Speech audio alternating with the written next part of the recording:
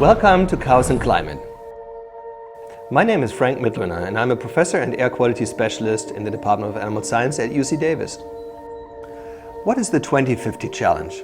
Well, the 2050 challenge depicts the increase in human population up until 2050, hence the name. I just turned 50. When I was a little boy, we had 3 billion people in the world. Today we have 7.6. And by the time I'm an old man, we will have 9.5 billion people. In other words, throughout my lifetime, human population on this planet will have tripled. But the natural resources to feed these people will not have tripled. If we are lucky, we might have the same amount of natural resources by the time we're old compared to the time when we were young. But a tripling of human population on our planet throughout our lifetimes is a challenge of major proportions. The question now is, how do we address that challenge? If you're interested in this topic, then I can tell you sooner or later we will talk about efficiencies in livestock production. We already talked about ruminants and why ruminants are different from, let's say, humans with respect to their digestive tract. But think about it this way.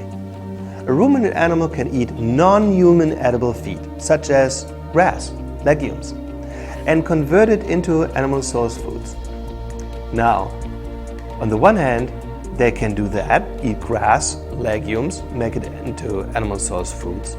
And that process is referred to as upcycling, because you take something that has low nutritional value, grass, and you convert that into a product such as milk or beef or so, that has not just a high, it has the highest nutritional standard. So that's upcycling. But in addition to upcycling, ruminant animals also recycle. Because in crop production, we only use about 20% of those plants to eat. The rest are byproducts and co-products that don't end up in the human food supply chain. However, these co-products do have nutritional value. Not to us, but to a ruminant. And so that is the recycling portion of livestock, of ruminant livestock to be precise. These animals currently eat about 20% of all co-products that are generated in a state like California.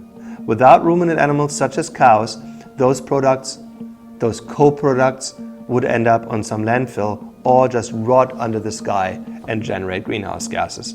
But instead they are now ingested by ruminant animals and end up in useful and high quality products.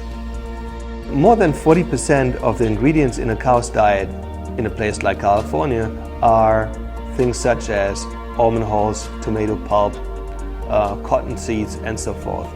And that's good news, because otherwise, if it weren't for the cows, it would be waste. By feeding byproducts, our farms reduce their dependence on water, on land, on fertilizer and so on, and produce the needed amount of animal source foods with fewer inputs. One of the things that I find just amazing about ruminant animals is that they are capable of using non-human edible food, such as grass and legumes, and they're upcycling it into some of the most nutrient-dense food you can imagine, things such as milk and meat. And, most importantly, people actually enjoy these foods. Let's not forget that.